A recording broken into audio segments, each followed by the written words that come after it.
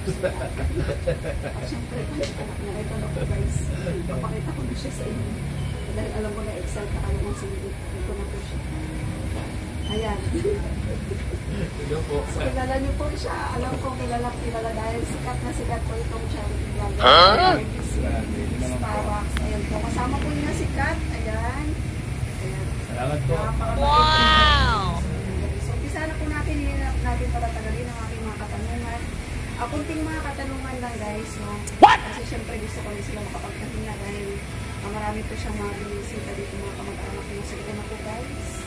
Ito yung katanungan lang kaya sa akin, no? Ludes. Ludes ko. Mga Ludes. Ayan. So, una muna siyempre, sir mo, no? Paano po kayo napunta? At ano po yung mga dating ng trabaho po before po kayo pumunta sa kanila? Bago nga pala ako bago lahat magpakialam na po ako sa mga hindi ko nakakilala. Starax TV po. At isang K-Boys. Yan, shout po kay Kalinga Prab, kay Kiobal. At shout mga kasama ko kay Boys. Yan sa Light. Shout po. Yun, tanong ni Ma'am Into Vlogs kung paano ako napunta sa Kalinga. Kung ano yung mga naging trabaho ko bago ako napunta sa Kalingap. Bago po ako napunta sa Kalingap ay dati po ako isang OFW sa Dubai. Siyempre, nangangarap tayo magkaroon ng magandang buhay, magandang kinabukasan kaya tayo ng ibang bansa. So bago ako napunta ng ibang bansa, yun, dito sa Pilipinas, isa kong builder's ice cream. Nagtitinda ko ng sorbetes. Yun yung buhay ko talaga, yung totoo kong buhay. Sorbetero talaga ako. Dito sa Garden Villas, dito mismo sa Garden Villas, Santa Rosa. Yan, abang nagtitinda ko ng ice cream, nag-iisip ako ng mga pamamaraan. Sabi ko, paano kaya ako asin sa buhay? Paano kaya ako, paano magbagong buhay ko? Gusto ko yung di habang buhay ang titinda ko ng ice cream. Nag-isip ako mag-ibang bansa. Sabi ko, subukan ko yan. Kahit mahirap, sabi ko, baka sakaling makapasa o makapunta na ibang bansa. Try lang ba? So, unang Diyos, pinalap tayo na makapunta na ibang bansa. Sa Dubai ako nakapunta, unang bansa pinuntahan ko. Akala ko, pag nasa ibang bansa na, magiging maganda na yung buhay mo. Grabe, ang hirap. Kasi, iba yung ibang bansa, pag nasa ibang bansa ka, masaya sila, maganda mga damit, papuputi. So, akala ko, alam mo gano'n lang. Ganun. Sarap sa ibang bansa. Kasi kung umuwi sila, saya, tapos mukhang mayaman. Kasi nasa ibang bansa eh. Pero mali pala mga kanya. Bago ka pala pumunta ng ibang bansa, pag nakalusot ka sa immigration natin, pumunta sa ibang bansa, hindi pa pala yun ang totoong buhay mo dun. So marami ka pang pagsubok na dadaanan. Andiyan yung una mong hanapin yung bahay mo. Parang dadaan ka muna sa butas na karaya. Ayun, dadaan ka talaga. Pangalawa, pag may bahay ka na, yung pagbayad mo sa bahay, isipin mo nila. Pangalawa, yung pagkain mo sa araw-araw, saan mo po kasi wala ka pang trabaho. Kasi yung dalawang pera ay sakto lang. Pangatlo, yung paghanap ng trabaho kasi hindi madali maghanap ng trabaho sa ibang bansa. Lalo, tourist lang ako, nung pumunta ako namin, tourist lang ako. Kaya sobrang hirap ang pinagdaan ako. Ginawa ko lahat ng paraan para magkaroon tayo ng income kasi pamilyado tayong tao sa Pilipinas. Kailangan dito yung mawawala ng pag-asa. Dito yung mawawala ng trabaho. Yun. Kaya, dahil kababayan tayo, malakas ang loob. Ika nga, sabi Pinoy ako. Mga kababayan natin doon na naglalakad sa kalsada. Tatanong tayo kami mga bakante o may pwede pang pasukan sa trabaho nyo. Baka meron ganun. Pero bago yan mga kalingap, ako naging pulob muna sa Dubai. Oo, naging pulob ako doon. Maniwala kasi hindi. Natulog ako ng halos 6 na araw sa mosque. Kasi wala nga akong bahay. Natulog ako sa mosque. Yan. Totoo yan. Ibang tayo sinasabi ko. Kasi the time na nagkaroon ako ng trabaho sa Dubai nung una kong punta sa gym. May nagsara. So nag-exit ako ng ibang bansa kasi yung visa ko ay tourist visa. Kailangan mag-exit ibang bansa para magpalit na naman. kapalit ng another visa. Nung may set ako ng Oman, sabi ng pinagtrabaho ko again, yung siyang manager doon, Pilipino din. Sabi na, wala ka na babalikan ng Saudi Road, sinasaram na tayo. So nag-depress ako doon sa Oman. Halos 2 buwan ako natin sa Oman. Nanghamon na ako ng away doon eh. Kasi gusto ko na mag-deport. Kasi wala eh, wala akong masa sa Dubai eh. Wala din akong masahan doon. Kumbaga, yung pag-asa ko, kasi sabihin nila, pag gumawa ka daw ng kalukuhan sa ibang bansa, mag-deport ka. So yun lang ang pag-asa ko para mag-deport ako. 2 months ako sa Oman, 2 months ako sa Oman, 2 months ako nag-stay sa Oman. Ang ginawa ko doon, dahil mga marunong kayo makisama, lahat ng mga kababayan natin, tinulong nila ako. Nag-solicit sila sa mga hotel doon, solicitation, para ibigay nila sa akin. Kinausap nila ako. Kasi gabi-gabi ako nila na kaysa talagang kasi gusto ko lang nangahamon na ako para yung ma-deport na ako, parang gano'n. Pag naglalakad niya ako sa Oman sa Buraimi Hotel, kasi ang pa namin doon, ang gabi namin doon, ginagawa namin araw. Ang araw, ginagawa namin gabi. Sa gabi, yun, wala basta ako kasi nanggugula ako kasi gusto ko na ma-deport. Kasi parang wala na, kasi tumas na ako doon. Wala nagpapalog ng visa mo sa Dubai, wala akong masahan. Ano yung best mo, the best na nangyari sa'yo? Paano ka na magaling dito sa mga Pilipinong mga tumulong sa'yo roon? Yun, salamat sa mga Pilipino tumulong sa akin sa Oman. Siguro ngayon napapanood nyo ako, salamat sa mga mga sa akin. Nalimutan ko yung mga pangalan nyo, pero alam ko, kung nakita lang, malatandaan ko kayo magkakita ko kayo. Sila yung nagtulong-tulong mag-solicitation ng pera sa mga kabay natin doon para ibigay sa akin. Para makabuo ko ng pambayad ko sa hotel, and then makakuha ulit ako ng tourist visa makabalik ng lugar. Nagbigay sila sa akin, nag-solicit sila sa Oman, sa mga hotel doon. Sila na nga eh, sila sa akin. Huwag ka nang, ang tawag nila sa akin doon, Robin. Sabi ko sa iyo, bad boy. Oo, Robin ang tawag sa akin. Kasi ilabas mo yung pagka-bad boy mo kasi ayaw na Sabi sa akin, Robin, huwag ka nang sumama sa amin. Kasi baka isipin nila ang susubisit natin, iinom mo lang. Kasi totoo na ko yung totoo ko lang. Kaya tuwing gabi, pag umali sila lang ba natin, siguro mga lima sila. Sulisit sila. Tapos pag uwi nila sa bahay sa room ko, madala naglang pera nila sa akin. Tapos, yun na yung kaya ka nakabalik na. Oo, kaya ako nakabalik. So madali sabi na, nandito ka na. Kaya, kaya thank you sa mga natin, mga kababayan natin na tumulong sa iyo. Ito ay talagang nakabalik dito. So, kahit nandito na. Pagkagaling mo ba ng ibang bansa, sa hirap ng buhay na dinanas mo doon, wala ka na bang ibang pagdating mo dito? May trabaho ka bang iba or talagang diretso ka na sa kanina? Tuloy hindi pa sana po ako uwi doon. Namatay lang mo. Yun, pagdating nila Kuya Val, so pagod, Kuya Val. Nagmano kagad ako, Kuya Val. Nagtaka nga yung mga vloggers, sino daw ako? Kasi pumasok agad ako sa bahay ng Kuya Val, pumasok agad ako. Sinundan ko kagad si Kuya Val doon, kasi pagod, nag-upper kagad ako. Sabi ko, Kuya Val, pagod ko kayo. Masahe ko po kayo, minasahe ko si Kuya Val. Yan ang first kong, unang punta ko Kuya Val, minasahe ko kagad siya. Masahe, kasi pagod, inilot ko. Kaya po, yun, tuloy na. So, ang trabaho mo talaga sa kanila or kay Kalinga Prab, ano ka ba Kalinga Prab? Bodyguard ka ba niya or personal bodyguard ka ba niya? Wala rin ako doon. Kung ano yung iutos, kung ano yung mga bakanting na gawin, kumbaga tayo, marunong tayo makisama. Kung ano yung mga pwedeng gawin dyan, gawin na natin. O kasi, kasama ka ba sa Japan Island? Sa Hong Kong. Sa Hong Kong? Kasi sabi ko, siguro, kasi ikaw lang tayo nakasama ko eh. So, ang nasa isip namin, bodyguard ka niya. Kasi kahit nasaan si Kalinga Prab, nandun eh. Bilang kasama ni Kalinga Prab, alam niyo naman, sikat si Kalinga Prab, kahit saan pumunta. Alam ko sa lahat ng tao, may isa dyan talagang nainggit. Kumbaga, may isang tao dyan na may hindi magandang may masamang gagawin. Yun ang binabantayan ko doon. O, yun ang hinahanap. Kaya, kumbaga sa isang team, mayroon talagang isang, kumbaga, di ba?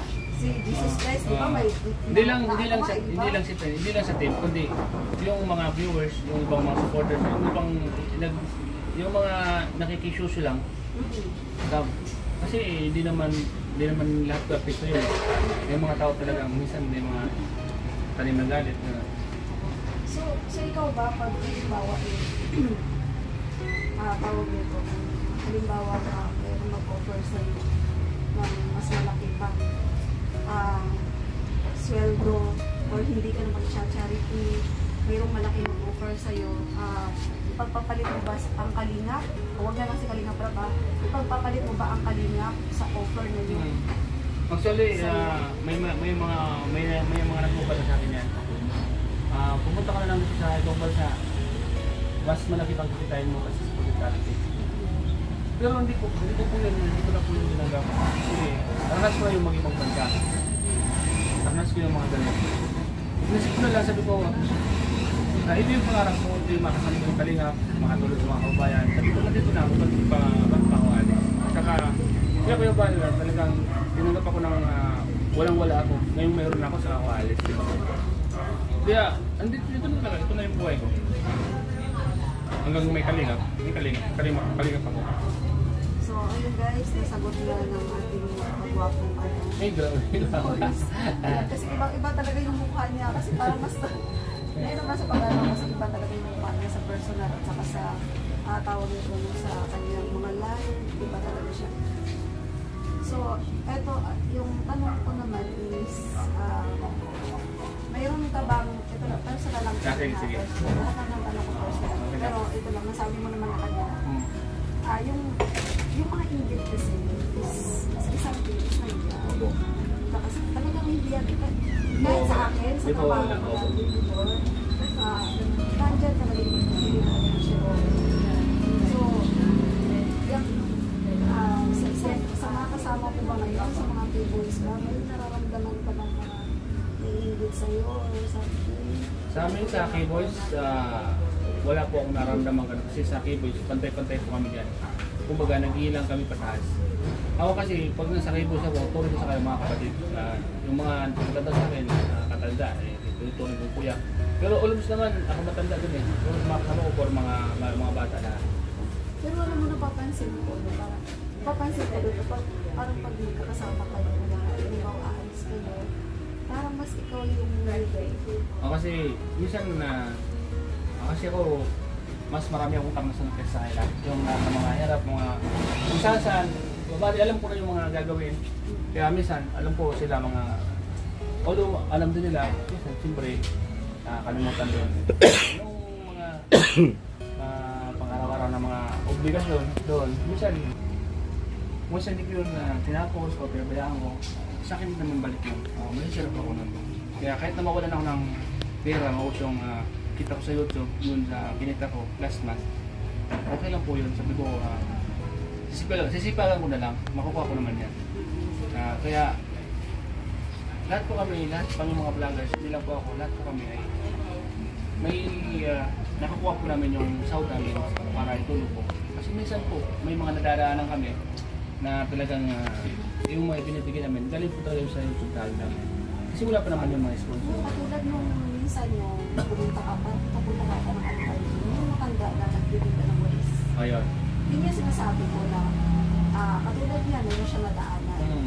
Kasi parang bilang supporter mo, bilang fans mo, syempre meron ako mga napapatasan against sa mga sponsor na yan. Ay mga charity vlogger yan. Dumidepende lang naman yung sinasabi. So sabi ko, yan katulad niyan. Diba? Ito bang sponsor na to? On the spot, nagbigay siya ng cash. Hindi pa kanya kinuha yung walis eh. Binigay ko pa yun. Binigay ko pa siya. So yun yung mga sinasabi natin. Ang mga charity vlogger, hindi talaga sila dumidepende sa mga sponsor. Kasi lalo-lalo na yung mga katulad na on the spot na natutulungan nila. Yun yung mga tunay ng mga charity vlogger talaga na yung meron silang nagagaan na pwede nilang tulungan, tinutulungan nila. Oo, totoo po yun. At talagang minsan kasi bilang isang charity. Dito, kumbaga, nasa na yung mga mata, nakatingin sa amin lahat. Magbigay ka man ng malaki. Lagi po nilang may binabantayan yung kumakano po yung binibigay namin. Pag malaki, yun na, wala pa silang masasabi. Kumbaga, Okay po sa kanila. nakita nila. Pero yung malaki, Hindi na lang kita. Pag maliit, doon ka nang ibubas. Uy, tulad po dun sa mga nag-vlog ko natin, yung mga basher pa ako doon na, grabe naman tong vlogger na small vlogger, pero late naman nang binigay. Ako ganon, minsan gusto ko silang sagutin, sana pala ako, hindi ko lang tinulungan yun. Hindi ko po yun inisip, pero kung ikaw po, kung ako pa sila ako nagpapadala sa mga ganon. Sabi ko, kung ano nang kaya ko, yun lang. Kung ano po yung may bigay ko, yun lang. Sabi ko, malay natin na pagdating ng araw ay mabigyan tayo ng malaki-laking kita. Di malaki din ibigay natin. Speaking of bashers, kasi kahit nasabihin mo pang sabi nga, di ba, talagang bashers nandiyan yan. Hindi talaga yung nawawala nila. So, paano mo hinandle yung pangbabasa lately? Kasi sobra yun, hindi ko siya, para sa akin kasi parang hindi mo deserve yun. Sabi ko nga, bilang isang charity vlogger na alam mo magbabasa. Hindi ako nag-stick sa isa lang. Pag unang vlog ko, pag unang live ko, lahat ko sila sinusuportahan. Kasi lahat ko sila, kumbaga, pantay-patayan din sa kanila. Hindi ako nag-stick sa isa lang. Lahat sila, kasi lahat ko naman sila lahat ko sila kaibigan. So, pupunta na sa yung Sige lang po. Pupunta na ako sa yung may posibilidad ba na makita ko yung mga idol ko or mga hinahangaan kong jumper? Ayan na, Achari. Kasi may sabi dito sana makita mo. So, ito na itatanong ko na, Achari. So, ito, ka-admin ko. So,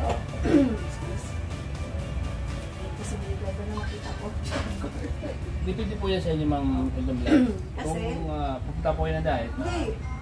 Twice na akong Twice na akong nagbanta. Nagbanta ako. So, secure health ang aking that time kasi siya yung nakadala. So, sabi ko, nasadait na ako nasa Camarines na. Tapos sabi ko, pwede ko ba makita ang jumper? Siyempre, hindi ko siya masyadong. So, kasi ikaw talaga yun. So, tamak-alit na naman na sa akin talaga. Siyempre, ikaw yung way ko ba So, ayun guys, na kontento ba kayo? Contented ba kayo sa mga sagot ng aking number one guys. Oo. Number Siya one guys. yung pinakauna-una ko na interview sa aking live guys. So, maraming salamat sa iyo, Sir Starbuck. Ay, wala po ano man. Welcome po. Welcome po tayo. Kahit sino. Welcome po. So, may sasabihin pa po kayo. Sa ano? Ay, salamat po, Mama Eldon Vlog sa ito sa gabing ito dahil nag-intay ka po sa amin kahit marami kaming ginawa ngayon. Actually, galing po ako ng Muntinlupa. Naiyak ako guys. galing kami ng marami akong linakad po talaga ngayon. Pero kung may mga nagkita sa akin na magpagkita, dahil pwede naman tayo. Wala naman problema po pag malapit ka naman po. Tayo naman po ay bilang isang mga supporters, sila po ay nagtataga nga po sa atin. Bakit hindi rin ako magtatagang puntahan po sila kung willing naman sila magpagkita, diba? Kaya ito, dito tayo. Kaya maraming salamat sa iyo. Sabi ni Chari, ayos ate o ayos daw. So ito na lang pang pinali. Ito na Chari. Itatanong natin dahil nandito si Kat. Yeah. Ayan. Napakaganda. Tingnan nyo naman ang mata. Wala na. Wala na mata. So ayan. Daddy, papayagan mo ba si Kat na magkaroon ng love team sa kanila? Ayan. Ako, sa akin bilang isang ama, kasi di naman tayo makakapag-decide yan eh. Kasi alam naman ang mga viewers. Nasa viewers kasi yan at nasa live ni Kalinga Prab, nakadepende yan. Si Kalinga Prab po talaga yung nag-discover ng mga agents at kung sino yung pwedeng makalap yun. Ako, sa akin bilang isang ama, kung dumating mo yung time na yun, supportive naman ako. Pero nakaikalingap ko yun kung bibigyan ng love team. Siyempre kalingap ko yun eh. Sabi ni Chari, para daw Chinese. Alam mo, mas maganda siya sa personal talaga, Chari. Ayan o, sana, sabi niya, no, sana all naman natin nakita mo na si Sir Starbuck, sabi ni Chari. Ayan, pa-shoutout na po, sir. Ay, shoutout po kay Ma'am Chari. Ayan, shoutout po sa Chari inyo. Pops. Chari Pops, may grab shoutout po. Thank you po. Ayan, Chari, O, ayan. So, eto na guys, maraming salamat. Eto, dito na. O, ayan na, titigan mo mabuti si ano. Bati ka muna ka. Hello po. O, shoutout mo si Chari Pops. Tag niyo ko siya. Chari Pops. Chari Pops. Shoutout. Ako kung anong oras siya, available. Siyempre may mga lakad din siya na iba. So ito na, ayan. So maraming salamat sa inyo guys, kahit na late night na. So thank you so much sa inyong pag-antabay no, sa ating live. So maraming salamat po and God bless po sa ating live. Bye-bye po. Yan, nandito po tayo ngayon sa Santa Rosa. Oh. Grabe, andito yung arko ng Santa Rosa. Isa sa mga pinakasikip na arko to eh. Di ba no? Ito yung palatandaan. Pag nandito ka, nasa Santa Rosa ka na.